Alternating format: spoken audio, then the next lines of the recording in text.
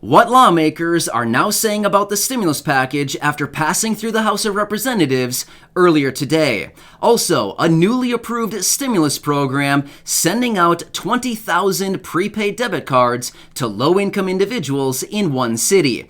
And what one Harvard economist is now saying about inflation. All of that plus more in this video. Let's get into this right away. But really fast before we do, thank you so much for joining me. If you're new here or if you haven't done so yet, make sure to hit the subscribe button right down below the video, as things are changing very rapidly right now, and I am here for you each and every day with all of the latest updates as they're being released as your one and only daily advocate. So again, thank you so much for joining me. Subscribe down below, and I promise you I'll continue to be here for you each and every day, as it is very confusing with everything going on. Alright, let's get into this and talk about the topics of this video. So first off, as probably all of you know by now, because of course you watched my last couple videos, the House of Representatives passed through officially the reconciliation bill earlier this morning. So it is done in the House of Representatives. And now it goes on to the Senate, where they will need to debate this package and actually run it through the House floor and see if it'll actually pass the Senate now. Now, this is where the major hurdles are going to come in. So Chuck Schumer has indicated, and as I mentioned in previous videos, he wants to get this actually fully passed by Christmas. So that only leaves a few weeks from right now. Realistically, it's not that far out from right now when Chuck Schumer wants to get this thing fully passed. However, now it's going to come down to the Senate parliamentarian. Chuck Schumer has indicated once the Senate parliamentarian has finished up all of the preliminary work on the reconciliation bill, then he'll be bringing it to the floor. So it sounds like the Senate parliamentarian has a lot of work ahead of her in relation to this reconciliation bill. Here's what's interesting about it.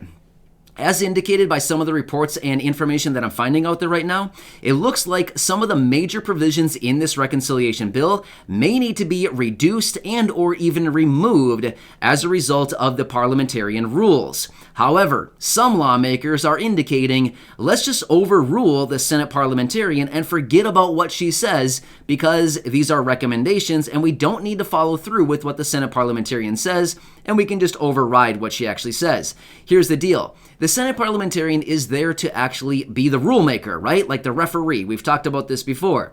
Well, I guess basically some of the lawmakers are saying, let's just forget about the rules and let's just move ahead with what we want and forget about what she says. So we're already getting into a little bit of a debate here, and we haven't even really started anything in the Senate yet on the stimulus package. However, a lot of lawmakers in the House of Representatives, of course, are very, very proud of their achievements earlier today and passing through with this package.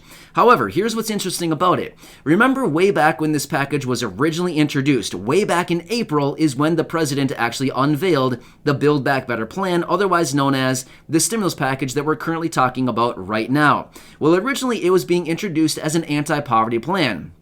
However, over the course of the last 7 or so months that we've been talking about this, unfortunately, it has morphed into a plan that is not so much anti-poverty anymore. So it's kind of interesting how the plan was originally supposed to be anti-poverty. There was all kinds of things in there. There was even support by over 80 members of Congress to issue a $2,000 stimulus check along with recurring stimulus checks. Hello? Where did those go? Yeah, you get what I'm saying? So, anyway, that is where we're currently sitting right now, so we can anticipate some major amendments coming out of the Senate when it is actually brought up by Chuck Schumer. However, we also do have other people in the Senate, like Bernie Sanders, who sent out a tweet earlier that said that they're now going to be working on it in the Senate, and they're going to be taking up the demands of the American people. Well, as you can probably imagine, yeah, I hammered down a little bit on Bernie right there, and I said, hey, Bernie, listen up. We've been demanding a survival check for months and months now, but you're not listening. So that is not the last time Bernie's going to hear from me. Trust me, I'm going to keep laying it down thick on Bernie, because here's the deal. If they're going to claim that they're listening to the American people right now, then maybe they should actually listen to the American people rather than just saying one thing and then doing the opposite. So they love to, speak out of one side of their mouth and then not listen with the ears that they've been given. So Yeah, I think it's kind of interesting how they claim to be working in the best interest of the American people, but yet we continue to reach out. Many of you right here in the community, myself as well, continue to lay out to all of these lawmakers out there saying, hey, survival check. That's all we're asking for right now. Give us a survival check. Get us monthly recurring payments. Get us permanent raises to benefits like Social Security, SSDI, SSI, VA, RRB. Raise all of these people up to at least the federal poverty line. But it seems like they're not listening. So either way, we'll continue to focus on this, and we will continue doing everything we possibly can to get through to these lawmakers. But anyway, I thought that was really interesting, and honestly, it rubbed me the wrong way when Bernie sent out that tweet, and I thought, you've got to be kidding me. Seriously? We've been demanding for months now a survival check. Seriously. Get it real. Seriously. What else can we do at this point, right? Either way, I'm not giving up on this. No matter what, we will not give up on this. All right, so that's what lawmakers are saying right now. Kind of some interesting things as the bill now moves into the House of Representatives, as it moves into the Senate after passing through the House of Representatives earlier today. So we're getting some progress on this thing. However, let's quickly talk about a new stimulus program that was just announced in one United States city where they're going to be literally handing out, like city workers are going to be walking door to door, according to what I'm finding, literally handing out $300 prepaid debit cards to 20,000 low-income individuals and families in this city. The city is Santa Ana in California. Now, I hope I'm pronouncing that correctly. Again, I don't live in California, so I hope I'm pronouncing that correctly. But Santa Ana, California, just approved a $6 million program where they're literally going to be walking around handing out 20,000 $300 prepaid cards for low-income individuals and families in that city. So if you're in the city of Santa Ana, California, hey, I hope that you can grab one of these $300 cards. It's not much. I know it's not much, but either way, at the end of the day, it's a free $300 prepaid card, and it can be used at any businesses within the city of Santa Ana that accepts Visa. So there you go. That's what I found. But yet again, another program out there right now sending out free money as a result of all of these billions of dollars that were sent out to states, cities, counties, and localities as a result of the last stimulus package, the American Families Plan, back in March. So yeah, hundreds of billions of dollars went out to states, cities, localities, counties, and this is what they're doing with it a little bit right there, $6 million being allocated to this program. All right, let's quickly talk about what one economist is saying out of Harvard on inflation. So this Harvard economist is saying inflation right now is we're possibly on the edge of just the start of massive inflation, especially with this the infrastructure bill that was just signed into law by the president just a couple days ago. And now we're right on the cusp of another nearly $2 trillion of spending as a result of this reconciliation bill. A lot of people out there right now are saying, hey, this inflation that we're experiencing right now, oh yeah, this is just going to be a little taste test. It's coming hot and heavy here real soon, and we're going to be seeing double-digit inflation that we haven't seen since the 70s. Let's not hope that that's the case, because that is going to be very, very painful for a lot of people if that's the case. That is not going to be a pretty situation. And here's the thing.